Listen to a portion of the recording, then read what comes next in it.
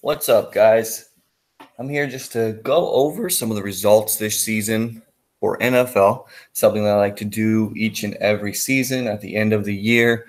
Kind of go through my process, go through some of my results, see how I did, and see what I can work on going forward for next season. If you're really not doing this weekly, and if you're not doing this at the end of every season, you're really not going to get better at DFS. I feel it's really important to go back, see how you did, and see what you can do going forward. Obviously, we still have the Super Bowl, except that's a one-gamer. We have the Pro Bowl as well that I'm sure DraftKings will post something for, but I do not play those very heavy at all. I might put, $20, 10, $15 out on the line, something like that, just to have a little fun while I watch. But there's really not that much of an edge when you get down to those one-gamers, and specifically the Pro Bowl. There's just not an edge there to be had.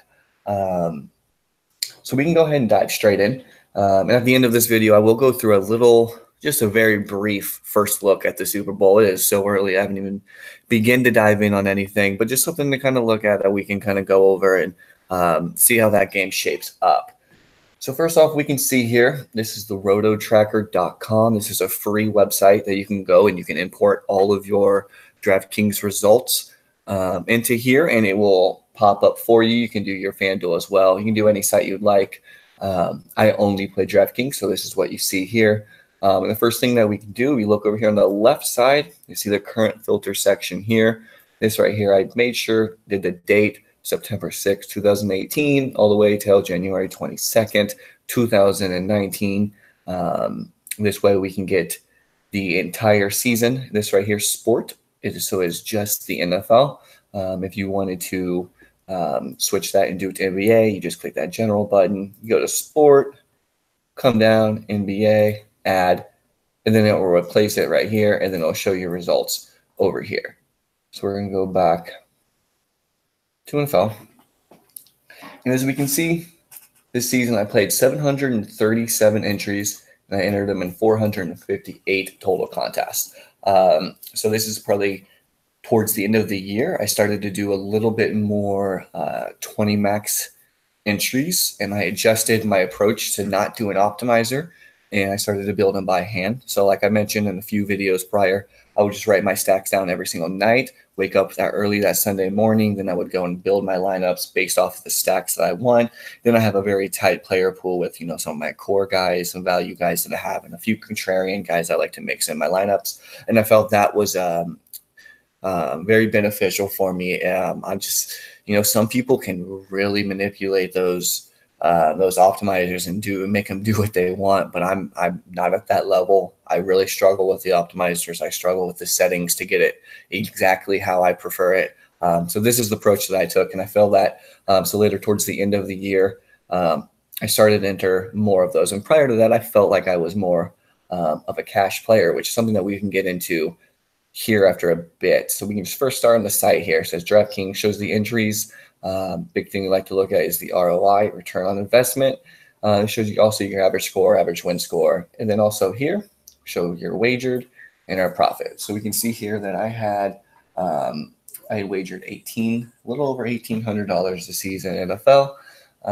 Came out with a $203 profit, so 11% ROI. Nothing great, but that's solid. Obviously, as you see, I only wagered $1,800 throughout this entire NFL season. Very clearly, I am not a high-stakes guy. Very clearly, I am not a DFS pro. So coming out with even $203 is good for me. I'm going to take that every single time. 11% profit is very solid. This isn't my job. I play this for fun. This is a hobby of mine that I take very seriously. I focus on bankroll management very seriously. And I enjoy watching football. So if I get to watch football and at the end of the season make a little bit of money, I mean, you can't go wrong with that, So this is something I like to look at. And then from here we can go over, if you played a sport, you'd go to click the sport, but we're not worry about that. So categories. So this is what I would like to talk about. Okay. So going into this season, I felt I was more so of a cash game player. So what I mean by cash games, I mean playing the double ups here, 50-50. I mean playing head-to-head. I've always been primarily of a head-to-head. I'd enter multiple head-to-head, and I'd kind of enter a few 50-50 a week that I would do. And, it'd normally be like a $50 or, $25, whatever it is, it would come out to be. And I've always considered myself to be a cash game player. And this is why I feel like tracking your results is so important. Because midway through the year, excuse me, I felt as I looked at my results on this page, I was not being successful. I just wasn't. And what I've talked about before, and something that I do, and I very much believe in it, the one main lineup that I enter most of the time into my head-to-heads, and then I enter into my double-ups, I will always enter that main lineup into a GPP, a single entry GPP. Specifically, I would try to get 50 people or less in those GPPs, but I would always do that because it's my best lineup. If that's your best lineup, you shouldn't be not entering that in GPPs just because you feel like it's going to be too highly owned. So I felt like that was important to always stay with that. And as you can see, my average score in double ups was 135, average score in head-to-head 136, average score in GPP 136. But as you can see, I was only successful in GPPs. Head-to-head at a negative 20% ROI. Double ups, negative 35% ROI. Lost 107, lost 104. Wagered 290, wagered 530. So as I noticed that throughout the second part of the season, and I could sort of focus, because guys, DFS changes every single year. You need to know that what you did last year may not work going forward. You always have to be willing to adjust. And in the past, I have been a successful cash game player. The edge is so much smaller now. Everybody has access to different subscriptions and different websites to get better. So the edge is slowly decreasing. So I noticed that. I shifted my gear from those cash games into the GPPs, and that's what I started to enter. I don't enter a lot. I would enter, like I said, maybe one contest that a week that would have it'd be $50 contest with 20 some people, and we'll get into the sizes and the fees here in a little bit. And then I would always do that 20 max. And like I said, from there, as we can see, the 49.5% ROI kind of shows here that it did work. And that is maybe a route that I need to look at going forward next year, is to maybe there isn't that edge that there was in the cash games. With the variance in football, maybe your best bet is just to play GPPs. All right, so now we're going to transition here to the size of the contest, okay? So I'm sure you guys, a lot of people know, they say to be successful, you can't be entering the contest with a bunch of other people. And whereas I can say this is likely to be true, if we can look here with 251 plus people, I had a 15% ROI. Made a profit of $90. And that's good. And I'm curious to know what it would be like if I went in, which I can probably do later, when I switched the dates, and I go from the date later on when I switched from using the optimizer to building the 20 lineups by hand to what it would be. And that's something that I probably should have done before this video so I could pull up, but I would have to go back and look at the results of the day that I started, the exact week that I started that switch, because otherwise it would just be a guessing game and it wouldn't give us a clear idea. So I was a little bit profitable, but the only contests I did enter were the $1 20 max that I would enter every single week. So it's nothing crazy. Like I said, that's a small portion of my bankroll that is going to the script. I shouldn't say script anymore because I'm not using a lineup optimizer. So I wasn't putting a lot. This wasn't like I was, doing a 20 max on the $4 or $3, or whatever it is. It's a $20 for me. $20 on the $1 20 max is what I would enter that in. So we come up here. Next biggest profitable was 11 to 20. And this is something that I started noticing the last 3 to 4 weeks probably in the season is where I really noticed that I was having a lot of results, a lot of good results within this 6, 10, 11, 6 to 50, basically. 6% to 50 is where I had these good results. 6 to 10, 62% ROI, entered 8 contests. 11 to 20, 136% ROI.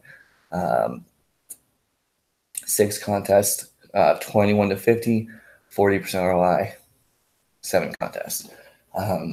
So really entering those cash lineups that you have into a little small GPP single entry like I did, I really focused on this, guys. This is something that I'm telling you, when I got to the late part of the season, my bankroll management was on point.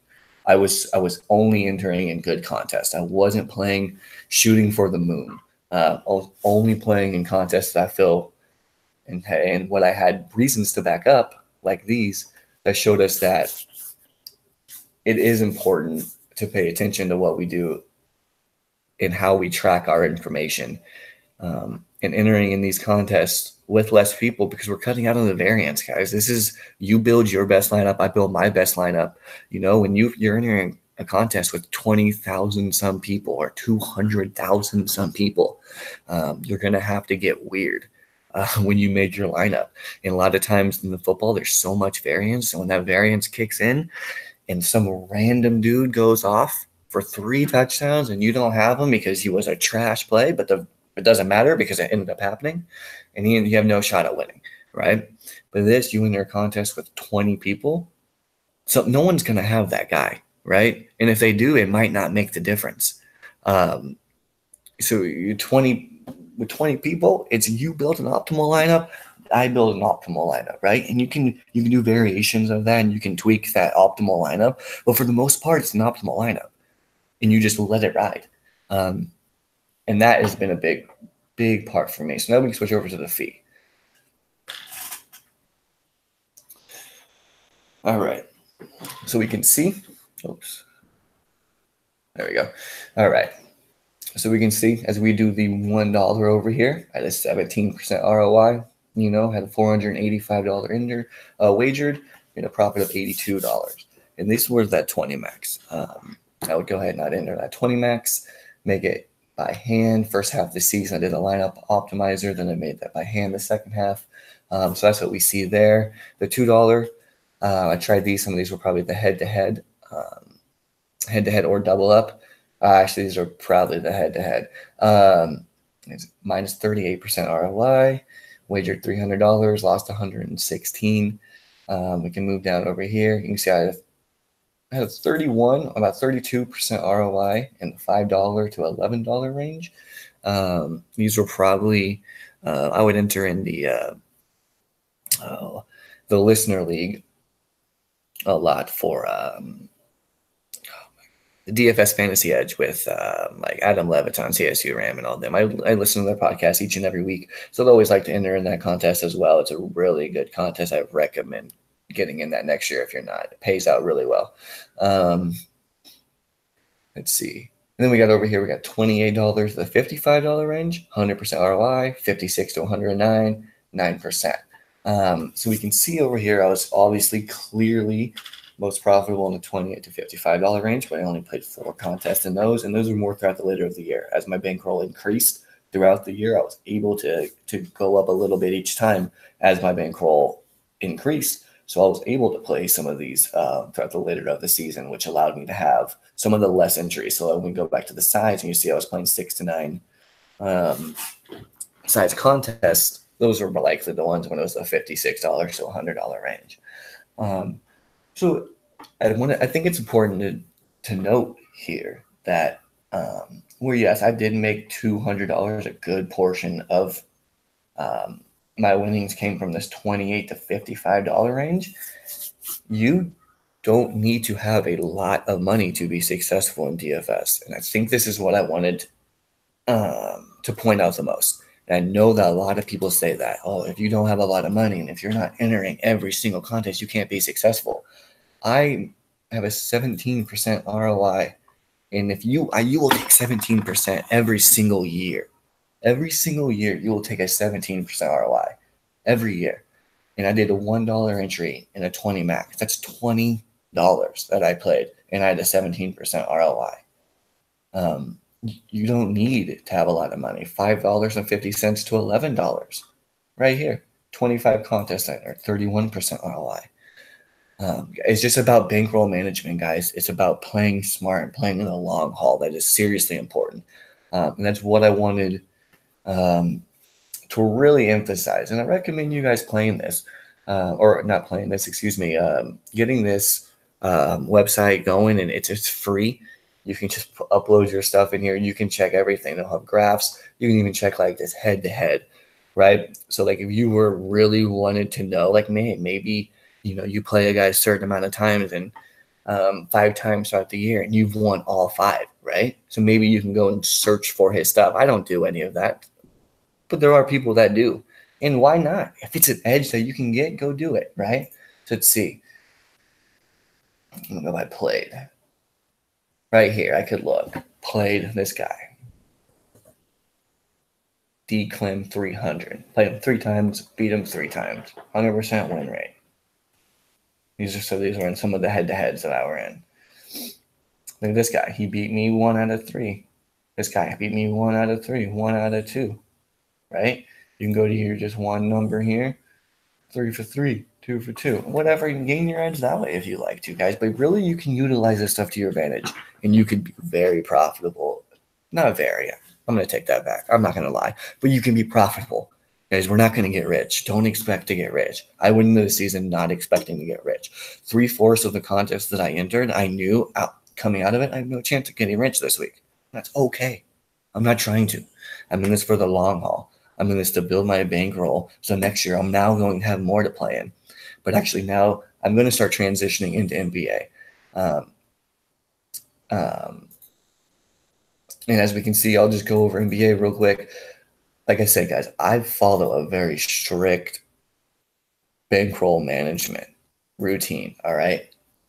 I play only when I can. So throughout NBA, I didn't play the first part of the NBA because that was still NFL time. I still have my own job that I have to do 6 days a week, right? So then I have to go and I have to do NFL. So when I'm doing NFL, I'm not going to be able to do NBA to the way I know that I feel like I can do NBA. So I stayed away from NBA. I built a little bit on my models throughout the part. I worked on a lot of various things leading up to NBA. So then once the NFL got to the playoffs, that's when I really started to play NBA. I really started to focus on that. And a lot of time my schedule is different, right? So like I live on the West Coast, so it locks at 4:00 p.m. And I know they have late swap, but there's often times where I'm not available at 4:00 and I'm going to be gone from that 3 to 4 range. If I know that I'm going to be gone from 3 to 4, I won't play that day because I know that I need to have strict bankroll management, right? So as you can see, I've only entered in 20 contests. I don't do the 20 max. I enter in 1 contest a day. I'll normally enter like $27 contest. I'll enter maybe a $50 contest, whatever it is. I just do 1 single entry a day. And again, as we can see here, we can go, let's look at the size. And as you can see here, category, all I do, DPP. Size over here, 11 to 20. I've played in a few of them, 251 plus. He's normally end up having like 400 some people. Not profitable. Playing 101 to 250, 51 to 100, 11 to 20, profitable, right? We can see profitable right in that range. So we know that that is my range. Play with 250 less people. Give you your optimal lineup, my optimal lineup, and we can play into that. Look at the fee. $12 to 27, 28 through 55, 56 through 109. So we can see not even, I mean, these are super small sample size, right? It's 2 contests. These are 2 contests, right? So this is something that once I kind of get 30, 40 contests, I can really dive into this and really see where I'm at in the NBA. Like I said, I play when I can. I don't play every day. I don't play just to play. I don't have a sweat just to have a sweat. I play when I know that I can put in the full amount of research that I need and I can be on my computer ready to make transactions. Like, just for example, the other night, if you would have played, what night was it? DeMar DeRozan for the Spurs gets ruled out, right? So then you go switch, and then a lot of times at that point, the optimal switch was to Lou Williams for the Clippers, right, that night. And then later on that night, they play late. I can't remember who they even played. He gets ruled out, right? So then it's like, I think Klay Thompson, that was on the other part of the slate. I don't think they played each other. I can't remember. But this is an example of if you make that lineup and then you go leave and you go do your thing for the day, like you're missing out on an edge. And if you have DeMar DeRozan in there, you're toast. But you put DeMar DeRozan in, you put Lou Williams in, like, okay, I'm good. Go do your thing. And then Lou Williams gets rolled out. So it's very important to be on top of things and not just to play. All right, so we're going to try to transition. This has nothing to do with NBA. So we're going to go into the NFL. And I haven't looked at anything for the showdown slate. And I typically do not play showdown slates because there are not an edge. But it's a Super Bowl, right? So I'm probably going to enter $5 entry, maybe something like that, $10 entry, just to have fun. The Super Bowl, in my opinion, is the slate to maybe try and get rich. To enter a very small amount, $3, to go enter the $3 contest with 150, 300,000 people, enter $3 and be weird with it, have some rooting interest. I'm not going to be playing heavy in the Super Bowl. So just looking at this, first thing I'd like to do, obviously, let's go look at the Vegas side. We can see here the Rams opened up as a 1.5 favorite, and that quickly switched in over here to 1.5 New England. You can always click on it, and you can see the times of when it moves, which I think is very interesting, very good. All right, 2.5. Wow. So this came out Rams right away, favored by 1.5. Then he gets pounded by New England. And New England goes up all the way to 2.5 and some bucks. 3 at Bovada. Wow. Wow.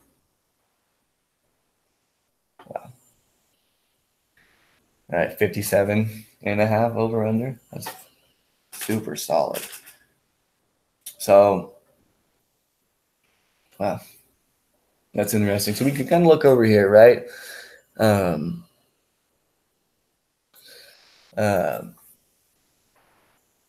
kind of just looking through the prices. How do we want to play this, right? So you go into a showdown slate, you're going to need a game script. You're going to need something to work out almost 100% perfect in your favor, right? You have to predict what is going to happen, right? Like, yeah, obviously that's fantasy football. We have to predict what's going to happen. But even more so in the showdown contest, you have to be perfect, especially with two teams that are likely to go put up some points, right? So let's kind of see. First thing we know, both of these teams are not very good against tight ends, right? So we know that last week, if you played, the two best tight ends on the slate last week came from these teams, right? We had Gronk, right? 11 targets. 11 targets. He hasn't seen double-digit targets all year. I don't think he's seen 9 targets all year. No, hasn't even seen 9 targets one time this year. Saw 11 last week, right? And say, well, is that a trend that's going to continue? Maybe. But we did know that Kansas City was one of the worst teams in the league versus tight end. I believe they ranked 25th in DVOA versus tight ends. So we knew that, okay, they were going to attack them with Gronk, right? So by knowing that, is that something we can bank on going forward? I mean, it's the Super Bowl. Could it be Gronk's last hurrah, right? Could that be? I'm not sure. At this point, I'm probably not super interested. Knowing that, the Rams, I think, are a top 5 defense versus opposing tight ends. And when that's the case, it doesn't just – it's hard to say, right? Because this is a slate that anything can happen. But Gronk is just such a hard play for me right now at this point. Still 11 targets. If he gets 11 targets, that's going to be nice. But that's just not the way to beat the Rams. And when you look at teams like the two teams that are in here, some of the two most analytically driven teams in the league, they attack the opposing defenses by their weakness. Whereas a lot of just very stubborn coaches, like Mike McCarthy was, where they feel like, we have our philosophy and we're going to beat you with our philosophy. We don't adjust, you adjust to us mentality. That's not how Bill Belichick and Sean McVay work, right?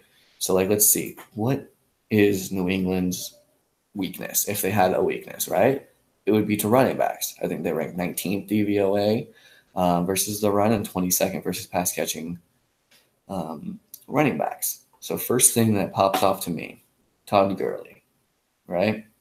13.5. Imagine a world, right? Or Julian Edelman. Julian Edelman is priced higher than Todd Gurley. And that's mind-blowing to me. I mean, obviously, I know why. Todd Gurley's injury and just seeing 4 targets, I know why, but that's crazy to think about. And Todd Gurley is a guy that I love. Sean McVay came out and said that it was his mistake for not getting Todd Gurley involved more. Todd Gurley's interview afterward was, coaches respect that type of professionalism. When he puts the blame on himself, he doesn't get an attitude, and he was just celebrating the win. Coaches appreciate that. They know how to beat the Patriots. It is by hammering the football. It is by attacking with a pass-catching running back. And I believe that we could see Todd Gurley being affected very early on. I think Rams and the Patriots are 2 of the top 4 teams in the league with early down success rate, right? And one of the most efficient plays a team can do is throwing to their running back, right? That has been proven that is one of the most optimal, most efficient ways to gain, to be successful in the NFL as an offense. I believe Todd Gurley and Sean McVay Sean McVay will have that in his back of his mind. I think we're going to see Todd Gurley get open early. I think they're going to get Todd Gurley heavily involved. I seriously wouldn't be shocked to see Todd Gurley get 7 to 8 touches in the very first drive of the game. I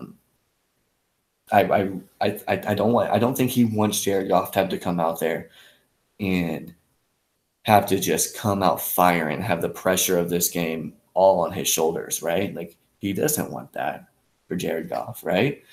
Todd Gurley is a guy that I'm going to have a lot of interest in this week. So he's a guy that I'm probably just going to plug in here as my flex going forward. Now, we always see, guys, in a high total, it always makes sense to have a kicker, right?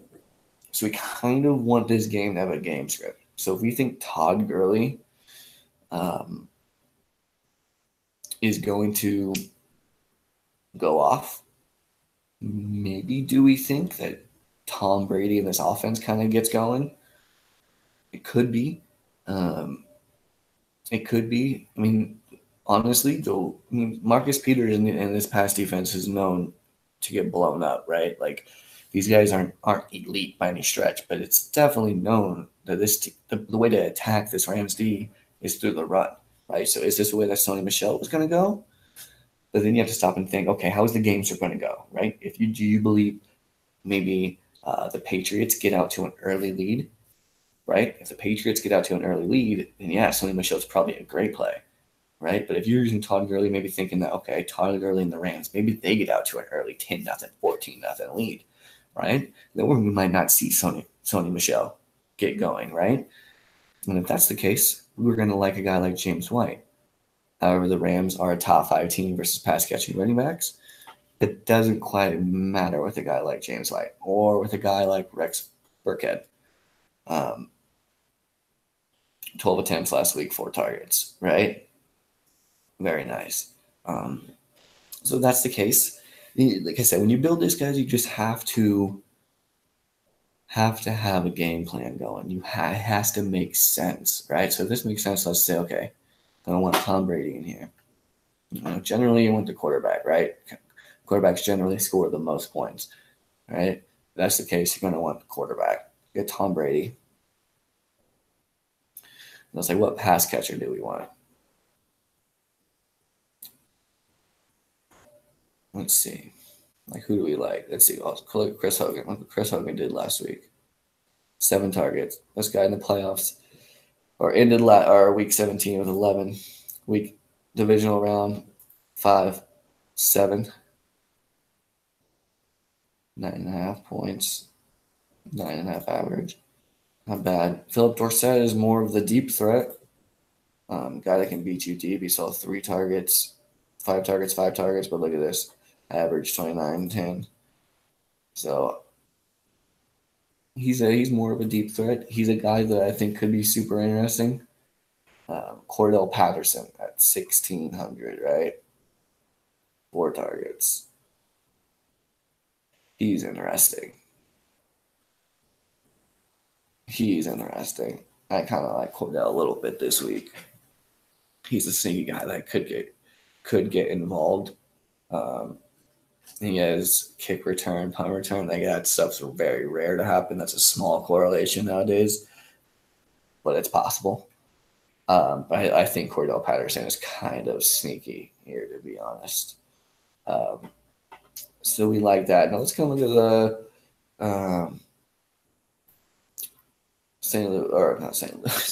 the Los Angeles receivers. Cooks 869. Look at that. Look at this right here. Yeah. Cooks is just, Robert Woods is always going to be more of the possession wide receiver. He's always going to be the guy that's going to have a very high likelihood of having more receptions than Woods. Woods is by far the bigger deep threat,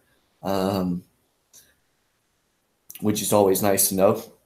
Those big plays, when you can get those big chunk plays, that's super important in tournaments when you're shooting for the stars, right? And you're not just playing an optimal type lineup. And as we saw, Brandon Cooks was definitely the guy last week. Robert Woods saw 10 targets, 8 targets the last 2. Hasn't done much here. These are both guys I like, and the thing about it, they're always priced so close together because it is a crapshoot, right? I personally like Brandon Cooks. We have the Brandon Cooks revenge game again. He just had a revenge game last week, and now he has another one versus New England. But then again, maybe Bill Belichick will know how to shut that down.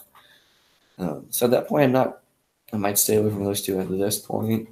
Look over here, Josh Reynolds, 7 targets last week, 4, 7. It's not bad. He's a hit or miss type guy, 5,400. He could be a guy that pays off for you. But these, as a whole, these receivers don't jump out to me. Obviously, I'm going to very likely end up using one of them. Not sure which one I'm going to be using yet. But them not jumping out to me kind of makes me like Todd Gurley even more. I think we could lean on Todd Gurley. The next spot we'd like to go here, Tom Brady this. I'd like to put a kicker in here. I think I'd like to go. Greg Zuerlein, man, had a big game. I think he's going to keep that momentum going on to this week. Going into the Super Bowl, I could see Greg Leg having a big game. Kickers in a high total, right? Like, if this guy kicks 5 field goals, the next thing you know, this guy's 15, 16 points. Like, that could make a difference in this slate. You take 16 points, okay? 16 points for a guy who's 3.4K every single time. Right? So we got something that looks like this. And I think this is a pretty good start, right? Now we got 10.5. We can do whatever we want. If we're entering this lineup into a big contest, very likely you're going to want to leave some salary, But if you're entering a small entry, go ahead and fill this puppy out, right? Like, throw you in some Edelman, throw you in Goff to get you an optimal lineup. And honestly, this might not be optimal with Cordell Patterson. When I'm building this, I was building this as a GPP, throwing a dart. So that you might have to rethink. But you never know. It might not be the worst thing, right? But we're looking at like a GPP high stakes thing. So we're looking at that. So if you want to be contrarian, you fade Julian Edelman, right? That's going to be contrarian in itself. Fading Gronk will probably be, relatively contrarian, right? So you can go. James White will likely be pretty popular. We know that. But if the game script fits that way, and if they could become down, him and Burkhead will be the two getting most of that work, and I like James White. salary plugging James White. And now whatever we do from this point, we're relatively going to be different because we're going to have salary left over, right? You could go with a Brandon Cooks if you would, if you wanted to get a little piece of that pass catching game. Go with a Robert Woods, right? Go over here. Go with Jared Goff. You know, maybe Jared Goff has a day where he throws to Tyler Higbee, throws to Gerald Everett. He throws a couple to Todd Gurley, right? Like maybe he runs a couple in. You know, but you're going for a game script here, right? There's no right or wrong way. It's all going to be a guessing game. No one knows exactly how this game is going to go. Your objective is to build a lineup that is set up for a way that is possible for it to go, right? So, like, for instance, what wouldn't be beneficial, in my opinion, is having, like, Tom Brady as the captain and then playing Sony Michel down here, right? Like, the odds of those two both having a ceiling game is just a lower probability than him playing with James White, obviously, right? Like, those two are correlated positively, right? So this is just the way you could go. Like I said, it's okay to leave salary. I might make one of these when it gets a little bit closer. Like I said, this was still a couple weeks away, and I haven't even started to dig in. So this is going to be it for the first look. Wow. This is it for the first look of the Super Bowl and the NFL review. I hope you guys enjoyed it. If you guys have any questions whatsoever, do not hesitate to reach out to me. I know a lot of you have actually sent me some messages on Reddit, and that's absolutely fine. You can do that anytime. I'm try to check it as much as possible, and I'll always get back to you if you have any questions, or just post them in the on the Reddit page. So appreciate you guys, and I'll see you guys later.